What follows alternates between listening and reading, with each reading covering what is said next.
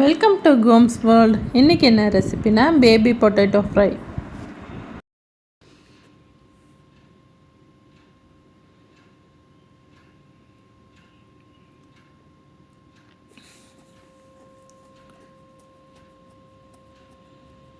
வாங்க இந்த baby potato ஃப்ரையை எப்படி செய்கிறதுன்னு பார்க்கலாம். இது ஒரு ஸ்டார்டராக இருக்கிறதுக்கு சூப்பராக இருக்குங்க.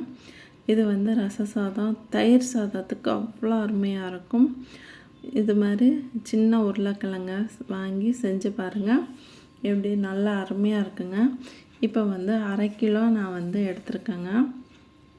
இதை நல்லா கழுவிட்டு உப்பு போட்டு ஒரு விசில் விட்டு எடுத்துக்கலாம்.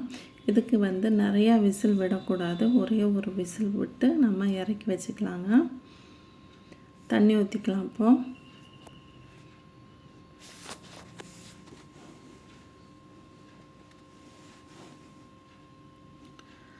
இப்போ இதுக்கு இந்த உருளைக்கிழங்குக்கு தேவையான மசாலா 1 ஸ்பூன் மிளகு, சீரகம், 1 ஸ்பூன் மல்லி, 2 பட்டை, 4 வரமிளகாய் எடுத்திருக்கேன் காரத்துக்கு.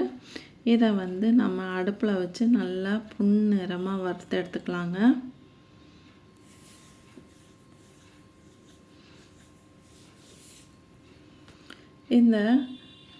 இந்த மசாலா வறுத்து ஆற வச்சு நம்ம நைஸாக அரைக்கக்கூடாது, பருப்பருன்னு அரைச்சி எடுத்துக்கணுங்க.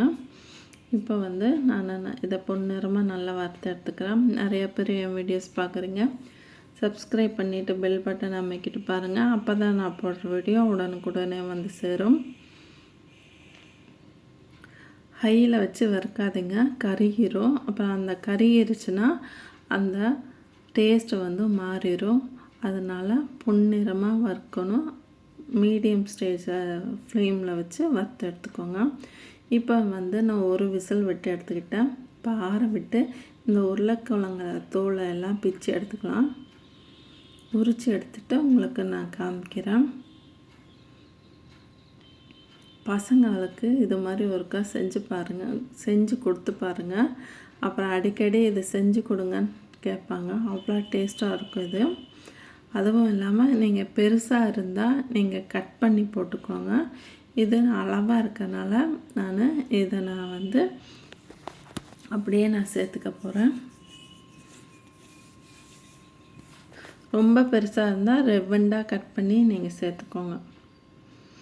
இப்போ நான் ஆற வச்ச மசாலாவை இப்போ நான் மிக்ஸி ஜாரில் அரைக்க போகிறேன். கொரகொரப்பாக அரைச்சி எடுத்துக்கலாம்.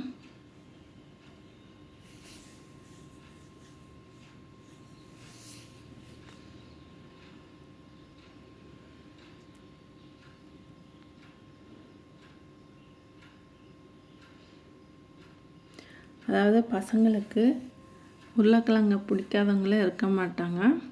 ஆனால் இதுவும் ஒரு மாதிரி நல்ல டேஸ்ட்டாக இருக்குங்க. நீங்கள் செஞ்சு கொடுத்து பாருங்கள். இப்போ நான் அரைச்சி எடுத்துக்கிட்டேன். இதை தனியாக எடுத்து வச்சிடலாம். இப்போ நான்ஸ்டிக்காக இருந்தால் இப்போ நல்லாயிருக்கும் இது வறுக்கிறதுக்கு. இப்போ நான்ஸ்டிக்கில் கொஞ்சமாக நான் எண்ணெய் சேர்த்துருக்கேன், கடலெண்ணெய். நம்ம எண்ணெய் வேணாலும் சேர்த்துக்கலாம். இப்போ நான் இந்த உருளைக்கிழங்கு இந்த எண்ணெயில் நல்லா பொன்னிறமாக வறுத்து எடுத்துக்கணுங்க. இதில் கொஞ்சமாக 1/4 ஸ்பூன் மஞ்சத்தூளை சேர்த்துக்கிட்டு வறுத்து எடுத்துக்கோங்க. இந்த மேலே உருளைக்கிழங்குல அந்த மேல் தோல் அப்படியே கோல்டன் கலரில் மாறணும். அதுக்கப்புறமா மசாலாவை நம்ம சேர்த்துக்கணும். பாருங்கள், இந்த அளவுக்கு ஆன பிறகு தான் நாம் அரைச்சி வச்ச அந்த மசாலாவை இதில் நம்ம சேர்த்துக்கணும். ஆனால் இது கொஞ்சம் வேலை தாங்க, ஆனால் ரொம்ப டேஸ்ட்டு அருமையாக இருக்கும். ரொம்ப நம்ம பொறுமையாக இருந்து பக்கத்துலேயே இருந்து செஞ்சால் அவ்வளோ அருமையாக இருக்கும். இப்போ இந்த தூளை எல்லாமே சேர்த்துக்க வேண்டாம், காரமாக இருக்கும். இதுக்கு பசங்களுக்கு அளவான காரமாக கொடுக்குறதா இருந்தால் கொஞ்சமாக சேர்த்து நம்ம வறுத்து கொடுத்துக்கோங்க. மீதியை எடுத்து வச்சுக்கிட்டால் நம்ம எதுக்கு வேணாலும் சேர்த்துக்கலாம். இப்போ என்ன செய்யணும்னா, இந்த பொடியை போட்டு ஹை ஃப்ளேமில் வைக்காமல் இதுவும் மீடியம் ஃப்ளேம்லேயே வந்து வறுத்தெடுக்கணுங்க. இந்த மசாலா வந்து உள்ளுக்குள்ளேயெல்லாம் போகணும். அதனால் நம்ம மீடியம் ஃப்ளேம்லேயே வச்சு வறுக்கணும், இல்லைன்னா கருகிரும். இப்போ பாருங்க, நல்லா மீடியம் ஃப்ளேமில் பொன்னிறமாக வறுத்து எடுத்துட்டேன். பார்க்கும்போதே அவ்வளோ அருமையாக இருக்குது. சாப்பிடணும்னு எச்ச ஊறுது வாயில். அவ்வளோ அருமையாக இருக்கும். இது செஞ்சு சாப்பிட்டு பார்த்துட்டு எப்படி இருக்குன்னு வீடியோவில் சொல்லுங்கள். இது கமெண்ட்ஸ்லையும் சொல்லுங்கள். வீடியோ பார்த்துட்டு இது மாதிரி வீடியோஸ்க்கு என் சேனல் லைக் பண்ணுங்கள், ஷேர் பண்ணுங்கள், கமெண்ட் பண்ணுங்கள், சப்ஸ்கிரைப் பண்ணுங்கள். தேங்க்யூ ஃபார் வாட்சிங்.